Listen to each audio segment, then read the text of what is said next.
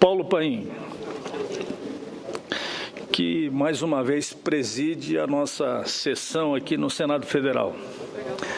Senhoras senadoras, senhores senadores, dirijo-me a vossas excelências com espírito lúcido e tranquilo, onde as paixões se amortecem e deixam íntegro e inabalável meu senso de justiça e responsabilidade. Ocupo mais uma vez esta democrática tribuna para expressar aqui a minha imensa preocupação com a realidade brasileira. E também com um cenário de incertezas que mapeia o nosso país em detalhes. O chamado país do futuro. E também com o seu presente e com o seu futuro. Senhor presidente, o Brasil está assistindo à pior crise das últimas 3 décadas. E o modo como Santa Catarina está atravessando essa turbulência pode inspirar outros estados da federação. Desde a redemocratização do país, no início dos anos 80, não se via um quadro nacional tão sombrio, no qual a fragilidade política e a debilidade econômica estão unidas num só corpo. Santa Catarina, obviamente, não está alheia a esse cenário e nem imune à crise, mas recomendo a esta Casa, à Câmara Federal, aos governantes, aos formadores de opinião, que olhem com mais atenção o que está acontecendo no sul do Brasil, um lugar onde o Brasil continua sobrevivendo. Antes de mais nada, senhor presidente Paulo Paim, por quem tenho profunda admiração e grande respeito, quero me solidarizar com os nossos vizinhos gaúchos, com o meu correligionário José Ivo Sartori. O governador herdou uma estrutura arcaica e uma economia pública insolvente, que amarga o indesejado primeiro lugar no ranking nacional de endividamento. O Rio Grande do Sul sempre foi protagonista da cena brasileira. Berço de personalidades políticas como Alberto Pasqualini, Oswaldo Aranha, Getúlio Vargas, Paulo Brossard, Leonel Brizola, Pedro Simão, entre tantos outros, não pode ser relegado ao ostracismo devido às adversidades econômicas. Quero aqui emprestar minha voz e a minha solidariedade para, juntos com os colegas Lazier Martins, Ana Amélia Lemos e nosso ilustre presidente do Senado Federal, que preside a sessão neste momento, Paulo Paim, abrir canais de negociação junto ao governo federal, aqui em Brasília, não apenas ao Rio Grande do Sul, pois, infelizmente, o cenário de incerteza não é exclusividade do povo gaúcho. Também inserida na crise, mas num quadro político e econômico diferenciado, Santa Catarina trilha caminhos que pode auxiliar gestores públicos de outras federações. Desde o governo Luiz Henrique da Silveira, homem público que tanto honrou essa casa, foi implantada uma filosofia inovadora de governo baseada na gestão descentralizada, sob o slogan "Todos por Santa Catarina". O inesquecível Luiz Henrique deu início a um estilo novo de governar, a um estilo de uma administração na qual divergências políticas, partidárias e ideológicas não podem se impor aos interesses do Estado. Uniu a todos em torno da negociação da dívida, estimulou ainda mais a diversidade de um Estado marcado pela multiplicidade e tratou adversários e aliados com a mesma cordialidade e respeito.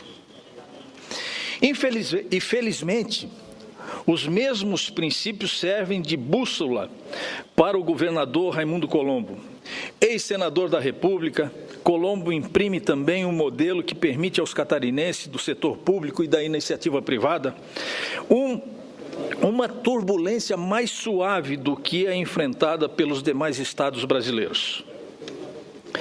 A gestão Raimundo Colombo tem se caracterizado pelo estigma da responsabilidade fiscal e da austeridade. É uma administração moderna, focada em metas e avaliada sistematicamente. O modelo vem gerando resultados expressivos para Santa Catarina. Das 10 principais economias brasileiras, Santa Catarina apresenta a melhor relação entre endividamento e receita. Em 2005, o passivo correspondia a 119% da arrecadação. Uma década depois, este percentual é de apenas 45%.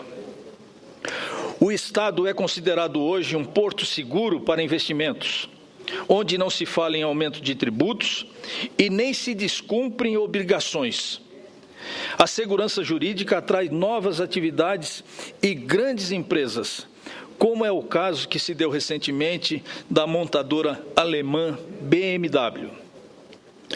Dono de apenas 1% do território nacional, o 20º menor estado do Brasil, se firma com uma economia superlativa.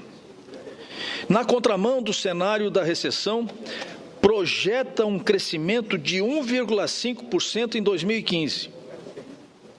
Maior exportação de frango e carne suína do país, cedia o maior fabricante de motores elétricos do mundo, a WEG, e a maior fundição da América Latina, a Tupi, só para ilustrarmos com alguns exemplos.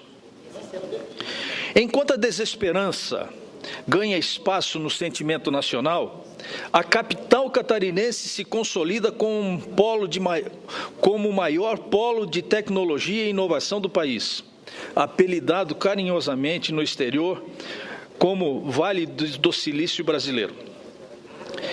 Esses indicadores econômicos se refletem diretamente na qualidade de vida dos cidadãos.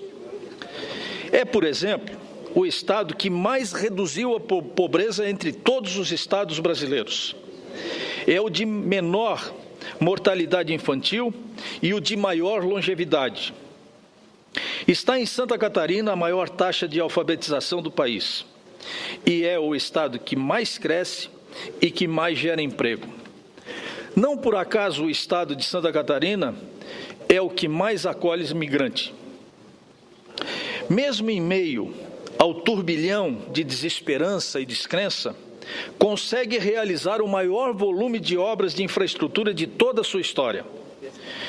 Pode-se dizer também que atravessa a tempestade justamente porque não se acomoda sobre os louros da boa estatística. Atento ao tsunami econômico que nocauteia estados irmãos, o governador Colombo e o seu vice, Eduardo Moreira, reúnem os gestores das estatais pelo menos uma vez por mês, com um único objetivo: relembrar a todos o mantra da austeridade e da responsabilidade fiscal. Colombo e Pim Moreira insiste numa única e simples tecla: as despesas precisam caber dentro das receitas. Longe de ser ufanista, reitero que Santa Catarina é o Brasil que está dando certo.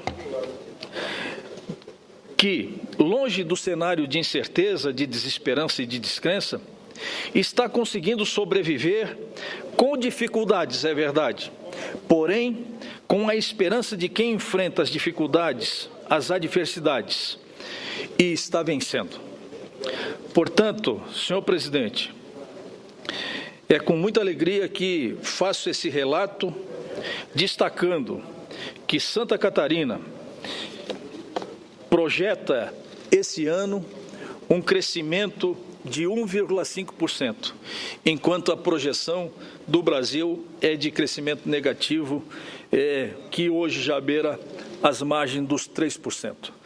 Muito obrigado, senhor presidente. Era o que eu tinha para relatar.